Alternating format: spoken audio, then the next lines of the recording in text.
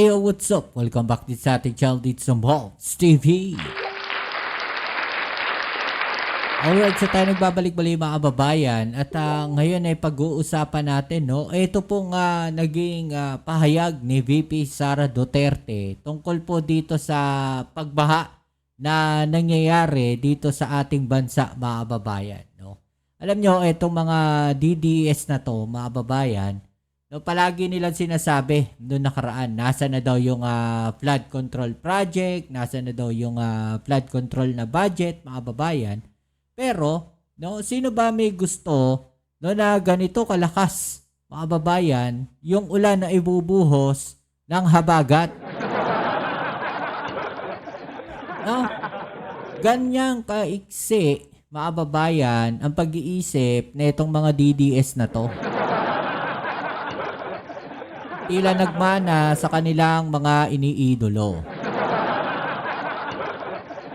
Diba mga kababayan, no, pagka bumaha, sisisihin nila si PBBM. Lahat na lang na nangyayari dito sa ating bansa, bumaha, mga kababayan, no, may nag-away sa kalsada, baka pati paglindol, di ba? Isisisi lahat, no, sa ating Pangulong Bongbong Marcos. Di ba? Ganong kakitid ang pag-iisip ng mga DDS na yan. No? Okay, so yan ang ating alamin ngayon at pag-uusapan. Pero syempre bago ang lahat, kayo'y aking iniimbitahan. Paki-subscribe naman po ang ating channel. Paki-click po ang subscribe button dyan sa baba at notification bell. At paki-like na rin po ang ating video ngayon. Maraming salamat po sa mga followers at supporters natin. Shoutouts po sa inyo. Okay, so nakikita ninyo ngayon mga babayan ay walang iba kundi si VP Sara Duterte. Ito yung kanya naging pahayag mga kababayan, no? Ayan, no? Sabi niya, VP Sara, tubig baha, ipunin, i-deliver sa Malacanang. No? Anong klaseng pag-iisip meron itong ating Vice President mga kababayan? Diba? Meron pa nga nagsabi, mga DDS, no? Habang bumabagyo daw, mga kababayan, ang Pangulong Bongbong Marcos ay nasa Amerika. Nasan ba? No? Sagutin nyo nga, nasan ba si VP Sara Duterte? Habang bumabagyo. Di ba mga babayan, ang hilig nila mamuna, pero yung bakuran nila, no, hindi nila makita. Ganyan sila mga babayan. May ang tawag natin doon, mema lang, may masabi lang mga babayan. Di ba? O, ano sabi dito ni Ramon Tulfo? No, napa-react po si Ramon Tulfo dito mga babayan, no? Ito sabihin muna natin to. Ipunin po nating lahat tubig baha. No, tapos i-deliver natin sa Malacanang para may mainom siya. Para meron silang mainom doon. Ganun na po ang gagawin natin. 'Di ba? Hindi ko alam sorry pero nasa katinoan pa ba itong ating Vice President? No, dati sinasabihan nila si Leni Robredo, lutang, pero anong itsura ni Vice President ngayon, mga kababayan? Parang mas lutang pa siya kay Leni Robredo. 'Di ba? Mapapaisip ka talaga Ano nang nangyari dito kay VP Sara Duterte? Ano nang kalagayan ba nitong tao na to? Itong Vice President natin. No? At dahil nga dyan, ito, yung sinasabi ko, napareact. No? Si Ramon Tulfo, mga kababayan. Ayan, no? Habang marami sa ating mga kababayan ay nagdurusa sa malawakang pagbaha, si Sara Loka-Loka ay nagsasaya. Diba? Parang tuwan-tuwa sila na nilulubog ng baha ang buong Metro Manila, mga kababayan. Ano sabi dito ni Ramon Tulfo? No? Tinawag siyang baliw, mga kababayan. Ang mga tao na humahanga sa babaeng ito ay baliw din. No? Danyo, ultimo si Ramon Tulfo, mga kababayan, ay sinabihang baliw ang ating Vice President. No? Ayan, no? Shiner niya kasi. No? Yung balita ng Abante. Yung kaninang binasa natin, ayan, ipunin po natin lahat ng tubig baha. tapos i-deliver natin sa Malacanang para may mainom siya. 'Di ba? So sino tinutukoy niya rito? Walang iba kundi yung ating Pangulong Bongbong Marcos. Sino ba nasa Malacanang? 'Di ba? Pero para meron silang mainom doon, ganun na po ang gagawin natin. 'Di ba? Alam niyo mga kababayan, hindi na ata tama, hindi na ata healthy yung ganitong klaseng pag-iisip mga kababayan. 'Di ba? Hindi na ata healthy yung mga ganitong klaseng banat sa ating gobyerno. Mapapaisip ka na lang talaga eh. No, ano na bang lagay netong si VP Sara Duterte? Anong klaseng pag-iisip na ba meron itong tao na to? O ano sabi ng mga kababayan natin? O wala na sa katinuan, mga kababayan. Ayan, no? 'Di ba? Wala na sa katinuan. Kasi nga ganun na yung way ng kanyang mga pagsasalita, mga kababayan. 'Di ba? Hindi na ata tama, no? Mga kababayan na natin, no, taong bayan na nagsalita, mga kababayan. O, correct ka po, Sir Tulfo. 'Di ba? O, sabi pa rito, may sayad talaga, 'di ba? O, ano sabi dito? Walang ginawang flood control project tatay mo. Tapos sisi mo sa iba. Saan napunta bilyon-bilyon na budget? 'Di ba? Walang ginawang flood control project. No, bakit nga ba nag-post ng ganyan si VP Sara Duterte, mga babayan? Basahin natin 'tong balita para maano baka sabihin nila bias tayo. Oh. Ano sabi? Basa. Umalma si Vice President Sara Duterte na umano'y paninisi sa kanyang ama na si dating Pangulong Rodrigo Duterte sa pagbaha sa Metro Manila. No?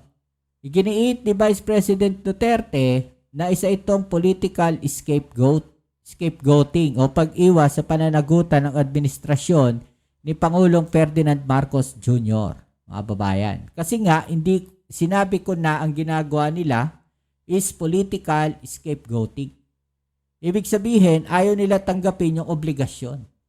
Ayaw nila ibigay ang accountability sa mga problema tulad ng pagbaha.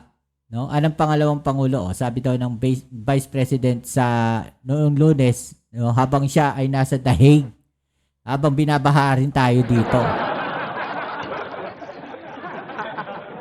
'Di ba?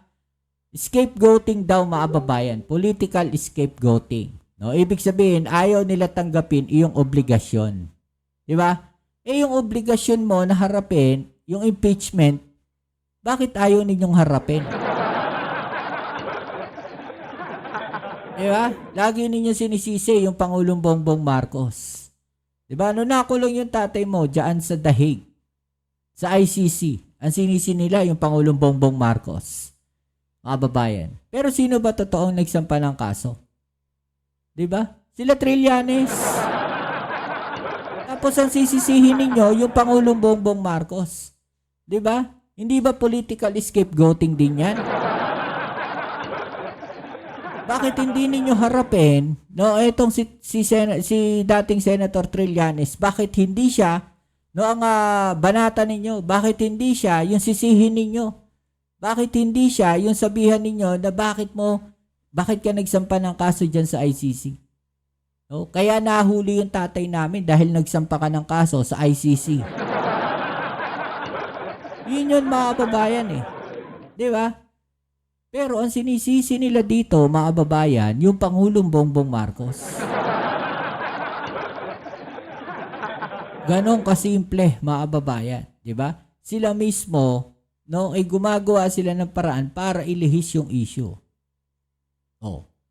Yan pong confidential funds na yan. Magpasa hanggang ngayon. Diba? Hindi hindi matuloy-tuloy yung impeachment sa kanya. Bakit? Ang dami rin kasing palusot eh. Kung talagang gusto ninyong harapin yung kaso na yan, taliwas doon sa sinasabi ninyo, bakit hindi ninyo sabihan yung Senado? Bakit hindi ninyo sabihan si Chis Escudero? Huwag nyo nang harangin, huwag nyo nang i-technical, ituloy nyo na yung impeachment, basahin nyo na yan. O, bakit hindi nyo sabihan si Senator Bato de la Rosa, si Robin Padilla, no? Si Senator Bongo, at yung mga Duterte 7 na yan? O, Yung Duterte 7 na yan. Si Marcoleta. Bakit hindi mo sabihan? On air. No? Huwag na kayong pumalag. Hayaan ninyo. Ituloy yung impeachment para malinis ko yung pangalan ko. Diba? Taliwas doon sa sinasabi niya, mga kababayan. No, na gusto niyang harapin yung impeachment. Handa siyang harapin yung impeachment. Pero makikita ninyo yung ginagawa ng PDP laban. No? Makikita ninyo yung ginagawa ng kanyang mga kaalyado. Ano yun? Sarili nilang galaw? Diba? Pwede niya naman sabihan. No? Oh, wag niyo lang wag na kayong ganyan-ganyan, wag na kayong magpasa. Doon ang kung ano-anong resolution para matigil yung impeachment na yan, para maharang yung impeachment na yan. No, ituloy na natin yung impeachment para mapatunayan natin kung nagkaasala ako o hindi. Diba? Taliwas doon sa kanilang mga sinasabi, mga kababayan. Diba? Oh, ano masasabi ninyo dyan? No, sa binitawan salita na yan ni VP Sara Duterte. Ano sabi dito ng kababayan? Pinagpapasalamat ko na hindi na ako DDS dahil alam na ng taong bayan kung gaano kakakorap ang pamilya Duterte. Pasakit sa bayan. Ayan, no? Diba? Ibig sabihin, dati siyang DDS, mga kababayan.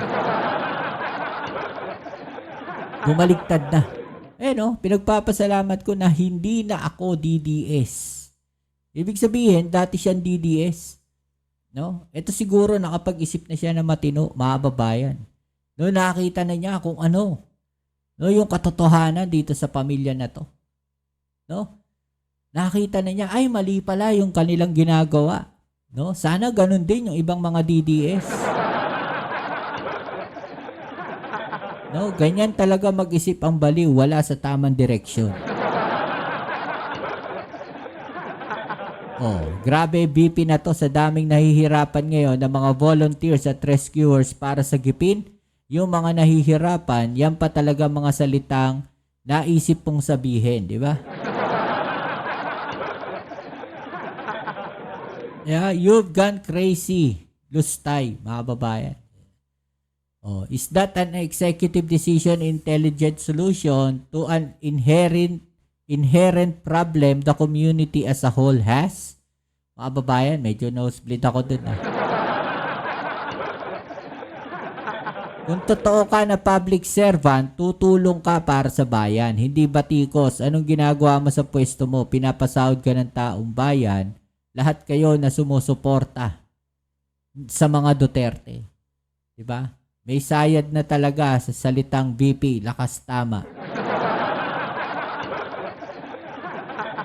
Grabe, no? Mukhang, ewan ko mga kababayan, pero may tama na ba talaga itong si VP Sara Duterte?